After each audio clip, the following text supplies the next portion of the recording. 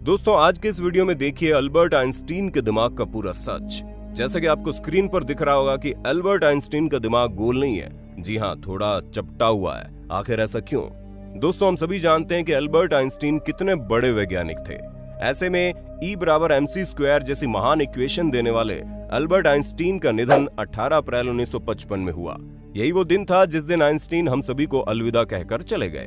पर दोस्तों मरने से पहले इनकी ख्वाहिश थी कि इनके ऊपर किसी भी तरह की कोई रिसर्च न की जाए, लेकिन पैथोलॉजिस्ट थॉमस हार्वे, जिन्हें मरने के बाद अल्बर्ट आइंस्टीन की बॉडी की जांच करनी थी, उन्होंने चुपके से आइंस्टीन का दिमाग और उनकी आंखों को उनके शरीर से निकाल लिया और दोनों ही चीजों को लंच बॉक्स में रखकर वहां से भाग निकले, ताकि इस बात का पता लगाया जा सके कि आइंस्टीन के दिमाग में ऐसा क्या था जो उन्हें इतना बड़ा जीनियस बनाता था।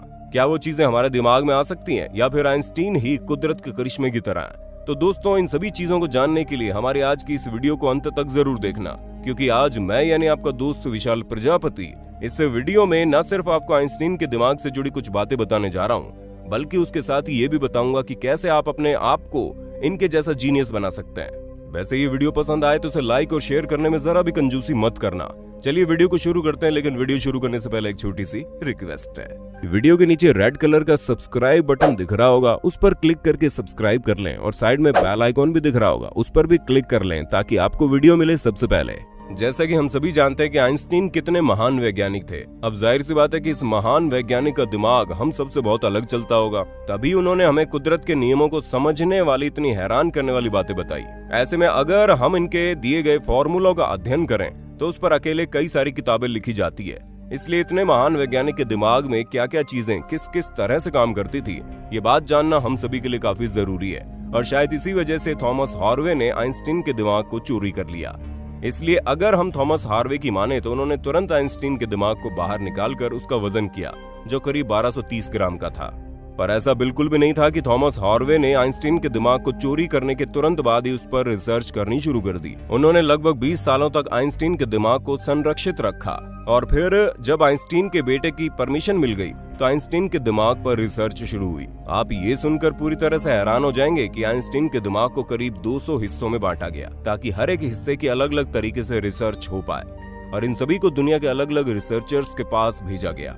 और जब रिसर्चर्स ने अपनी रिजल्ट देने शुरू किए तो उन्होंने कुछ ऐसे चौंका देने वाले फैक्ट्स बताए जो आपको पूरी तरह से हैरान करके रख देंगे। चलिए दोस्तों जानते हैं उन फैक्ट्स को और ये भी जानते हैं कि कैसे हम अपने दिमाग को आइंस्टीन के दिमाग जैसा बना सकते हैं। आइंस्टीन के दिमाग की सबसे हैरान करने वाली बात ये थी कि उनके दिमाग में ग्लियल सेल्स की संख्या नॉर्मल इंसान से बहुत ज्यादा थी। हम आपको बता दें ग्लियल सेल्स वो सेल्स होते हैं जो न्यूरॉन को प्रोटेक्ट करते हैं, उन्हें ऑक्सीजन और न्यूट्रिएंट्स देने का काम इन्हीं सेल्स का होता है। ऐसे में दोस्तों आइंस्टीन का दिमाग में इन्हीं सेल्स की संख्या ज्यादा होने की वजह से उनके दिमाग में बनने वाले सिनेप्टिक कनेक्शन यानी कि न्यूरॉन्स के बीच में बनने वाले कनेक्शन बहुत ही ज्यादा स्ट्रांग थे और इन्हीं स्ट्रांग सिनेप्टिक कनेक्शन के चलते उनका दिमाग इतना पावरफुल था। और जैसा कि हम जानते हैं कि ग्लियल सेल्स न्यूरॉन्स को नरिश करने का काम करते हैं। इन्हीं सेल्स की वजह से आइंस्टीन की न्यूरोप्लास्टिसिटी और न्यूरोजेनेसिस एबिलिटी बहुत ज्यादा थी। दोस्तों हमारे दिमाग में नए न्यूरॉन्स बनाने की एबिलिटी को न्यूरोजेनेसिस कहा जाता है। और दोस्तों आइंस्टीन के दिमाग में एक और चौंका देने वाली बात ये थी कि उनके दिमाग में सेल्वियन फिशर नाम का ब्रेन पार्ट था ही नहीं। हम आपको बता दें ये पार्ट दिमाग में एजिंग के लिए रिस्पॉन्सिबल होता है। अब आप इसे कुदरत का करिश्मा समझ सकते हैं कि उनके दिमाग की सभी चीजें पॉजिटिव तरीके से काम कर रही थी।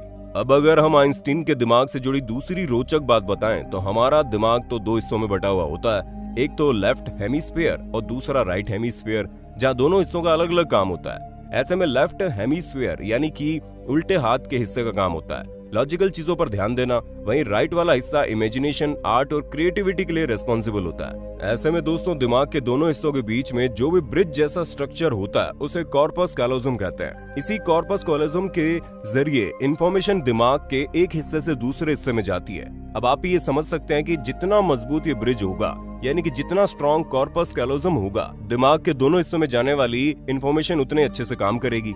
अब जाहिर सी बात है अब दोनों धमाकों के बीच कनेक्शन अच्छा होगा तो इंसान भी काफी ज्यादा इंटेलिजेंट होगा, क्योंकि इसे लॉजिक के साथ क्रिएटिविटी का भी हुनर आता होगा, ठीक वैसे ही जैसा आइंस्टीन को आता था। और ऐसा इसलिए था क्योंकि इनके दिमाग के दोनों हिस्सों के बीच में जो कॉर्पस कैलोजम था वो बहुत ही ज्यादा स्ट्रॉन्ग था, दोनों हिस्सों में इंफॉर्मेशन शेयर करता था। अब दोस्तों ये सवाल आता है कि हम किस तरह अपने कॉर्पस कैलोजम को और ज्यादा मोटा और स्ट्रॉन्ग बना सकते हैं। इस चीज का सीधा और सरल आंसर है मेडिटेशन। जी हाँ, आप जितनी देर मेडिटेशन यानी ध्यान लगाओगे, आपके दिमाग में मौजूद कॉर्पस कॉलोजम उतना ही ज्यादा स्ट्रांग होता चला जाएगा, क्योंकि मेडिटेशन के दौरान दोनों दिमाग एक साथ अच्छे से काम करते हैं। दोस्तों, आपने कई बार सुना होगा ना कि मेडिटेशन से कई सारी चीजें आसान हो जाती है। वो इसलिए क्योंकि तब आपके दोनों दिमाग बहुत अच्छे से काम करना शुरू कर देते हैं। अगर हम आइंस्टीन के दिमाग से जुड़ा एक और फैक्ट बताएं आपको, तो दोस्तों आइंस्टीन के दिमाग में मौजूद लेफ्ट पैराइटल लॉब एक आम इंसान से लगभग 15% बड़ा था। अब ये किसी को नहीं पता कि ये जेनेटिकल था या फिर अपने दिमाग के इस हिस्से का ज्यादा इस्तेमाल करने से वो इतना ज्यादा बड़ा हो गया था। लेकिन हम आपको बता दें, दिमाग का ये हिस्सा मैथमेटिकल और लॉजिकल स्किल्स के लिए रिस्पॉन्सिबल होता है, जहां आप सुडोकू खेलने से लेकर कोडिंग डिकोडिंग करने तक के काम करके अपने दिमाग के उस हिस्से को बढ़ा सकते हैं। अब दोस्तों, अगर हम प्रीफ्रंटल कोर्टेक्स की बात करें, तो ये दिमाग का वो हिस्सा होता है जो 25 साल की उम्र तक डेवलप होता रहता है, और दिमाग का ये हिस्सा हम इंसानों को बाकियों से ज्यादा इंटेलिजेंट बनाता है। और यही चीज goal setting, future planning, thought controlling और अच्छे बुरे के अंतर को हमें समझाता है। यानी कि आपके दिमाग से जितने भी डिसीजन लिए जाते हैं वो उन्हीं की मदद से लिए जाते हैं, और दिमाग के इस हिस्से को डेवलप होने में करीब 25 साल का वक्त लगता है। 25 साल के बाद इंसान का हिस्सा पूरी तरह से डेवलप हो जाता है। लेकिन आइंस्टीन का प्रीफ्रंटल कोर्टेक्स बहुत ही ज्यादा डेवलप था, क्योंकि जहां बाकियों के दिमाग में इस हिस्से में 3 फोल्ड होते हैं, वहीं आइंस्टीन के दिमाग में इस हिस्से में 4 फोल्ड थे। और अगर आप चाहें तो आप भी प्रीफ्रंटल कोर्टेक्स को मजबूत बना सकते हैं। बस उसके लिए आपको दूसरों के लिए आभार प्रकट करने से लेकर एक्सरसाइज करनी होगी। दोस्तों, हमने आपको हर एक चीज बता दी जिससे आप अपना दिमाग अल्बर्ट आइंस्टीन जितना तेज तो नहीं, लेकिन हाँ, बाकियों के मुकाबले काफी बेहतर बना सकते हैं। और अगर आप ऐसा चाहते हैं तो वीडियो में बताई गई हर एक बात को फॉलो कीजिए, आपकी जिंदगी अपने आप बदलनी शुरू हो जाएगी। दोस्तों, आज के लिए बस इतना ही। उम्मीद है आपको हमारी आज की वीडियो पसंद आई होगी। अगर हाँ, तो ऐसे ही इंटरेस्टिंग वीडियोस को लगातार देखने के लिए हमारे चैनल प्रजापति न्यूज को लाइक, शेयर, सब्सक्राइब कर देना। मिलते हैं नए वीडियो में। जय हिंद, जय भारत। दोस्तों, आपकी स्क्रीन पे 2 और वीडियोस दिख रही हैं, जिसे देखने के लिए आप इस स्क्रीन पर क्लिक करें। दोनों देखिएगा, बहुत अच्छी वीडियो बनी है।